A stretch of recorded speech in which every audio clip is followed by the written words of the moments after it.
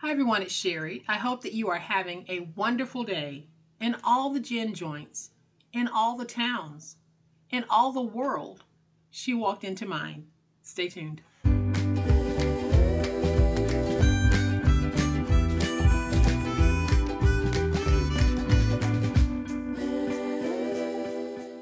Y'all, welcome to my channel. I am so glad that you decided to stop by, and welcome to all of my new friends and to all of my new subscribers. Welcome back to all of my longtime friends and longtime subscribers.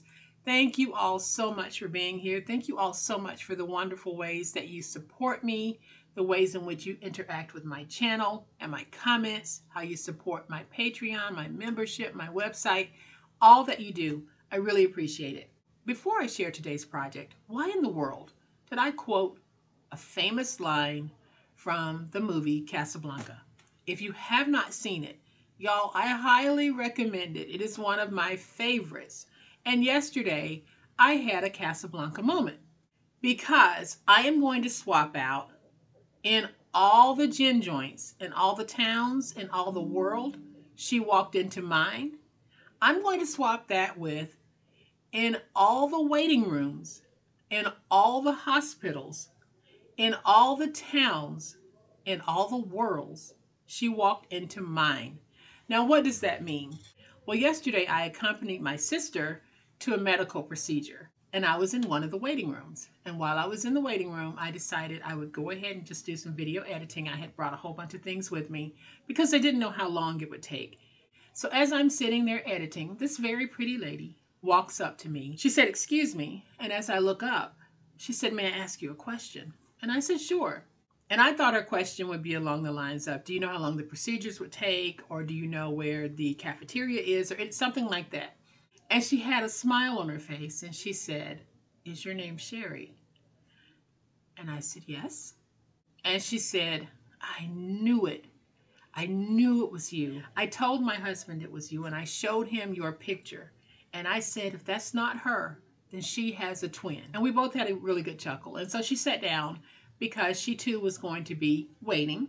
And we had a really nice little chat. And it really did help the time just to fly by because before I knew it, my sister was ready.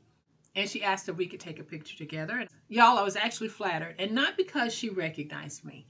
I was actually flattered because it reinforced what I try to do on the channel. And that is create a warm, welcoming, and inviting place for us to gather. And that proved to be true when she approached me and she felt very comfortable and very welcome. So I'm going to show you a picture of this beautiful lady that I'm talking about. Her name is Kathy, and Kathy is a part of our little crafty online family. So Kathy, I hope that everything worked out just as well for you and your husband yesterday as it did for my sister. I did ask Kathy if I could share this with you guys, and she said sure. So if you ever see me out in public, please feel free to come on over, chat. I would love to meet as many of you as I possibly can. So today's project. In a previous video, I made these notebooks using a new technique that included these notepads. Now, I got a lot of feedback that you guys love the technique, but some of you who don't have an electronic cutter and you also have hand issues didn't feel as though you can do the project. Well, today I'm going to share with you a really, really cool way that you too can do this project in a modified way that does not involve any cutting.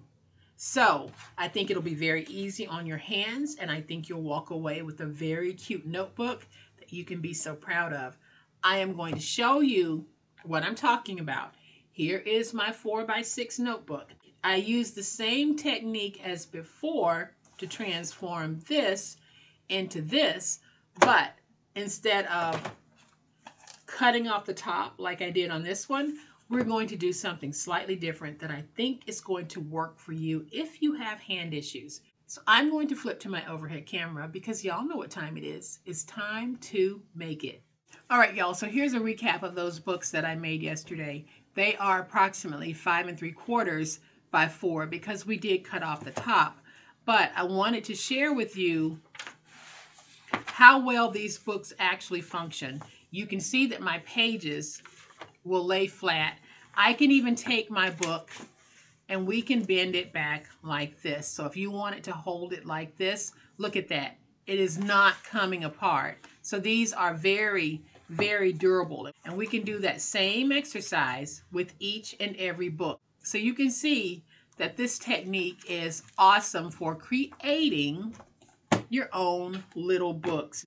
Now, when I make books like these, my sister normally takes them because she's always needing notebooks to write in for her job, and these are very elegant. So these will be going to my sister, Joyce. So today, like I said, we are going to take this and we're going to turn it into another notebook, but it will be a true 4x6, and it's going to be done in such a way that you won't need to worry about trying to cut through layers and layers and layers of paper. So what I have here is I have a 4x6 notepad. You can get these notepads anywhere. This one came from the Dollar Tree. And I have a piece of 4x12 decorative cardstock.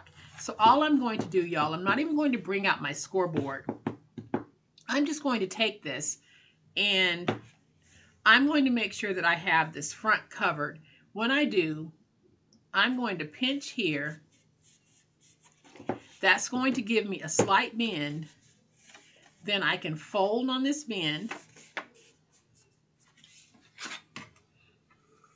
like that. And that is going to cover the front for me. Then I can take it and I'm just going to pinch here to get the back bend. We're just going to place it down so that the edge is lined. That crease is here, and then we want it even here. And let's go ahead and fold. So our book is going to be in landscape mode this time. So we're going to take our notebook cover and we are going to place it on like this. You're going to notice that we have this much showing. We'll deal with that in just a minute. But let's grab that glue. We're going to take our glue, and you need to make sure that you are putting a lot of glue right there. Now I'll take this and do it just like we did it with the other one. I am just going to slide it in like this. And then, y'all, the rest is pretty easy. We are just going to take our big old spatula or scoring tool, whatever it is you're using, bone folder, and we are going to work that glue. So can you see how that glue is bubbling right there? It's starting to squeeze out. That's what you want, because that's going to tell you that you have a really nice stick. We'll do it here. So you can probably see that glue come out. It does not cause your pages to stick together. Now I'm going to open this because we want to make sure that we don't have glue on the cover page or on the back page. If you do, just wipe that away. So now I'm going to take my tape, and we are just going to do what we did yesterday. We're going to take tape, place it down on the notepad cover,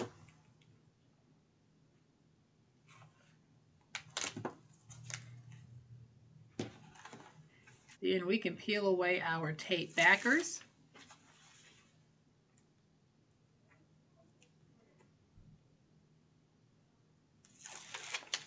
And now we can take this piece and just fold it over. Y'all, I'm serious when I say it doesn't get any easier than this. Now we have a beautiful front. We're going to do the same thing on the back. So I am going to take my tape, place my tape on like this. And we'll place some tape right here. And now I can use my finger blade to peel away my tape backers. And we're going to fold over like that. So what are we going to do about this little piece here? I have some scrap that I am going to take that contrasting paper and I'm going to place it right there. But I'm going to do it in the form of a pocket. So I'm going to take this scrap here and we're going to cut off that little strip there. Now I'm going to take some glue, place some glue there and some glue right there. Then I'll add just a little bit of glue here, here, and now we can take this piece and I'm just going to put it down like this. So we'll have a little pocket. It won't be a deep pocket, but it'll be a little bit of a pocket. Then I'm just going to trim away this excess. So now I am just going to take a cute little sticker and we're going to put that sticker on the back. It says 100% Queen Bee.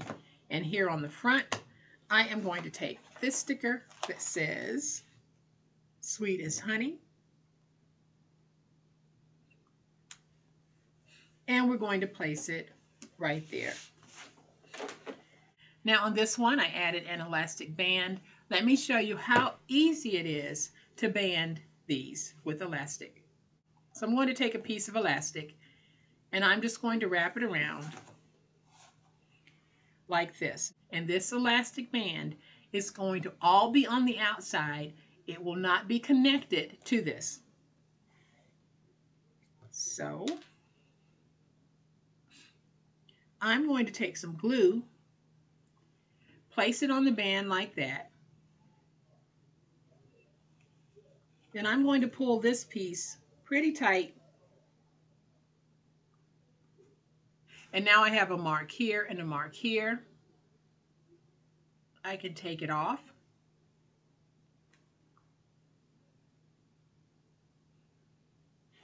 You can hot glue this if you want, but I am just going to add 2 clips.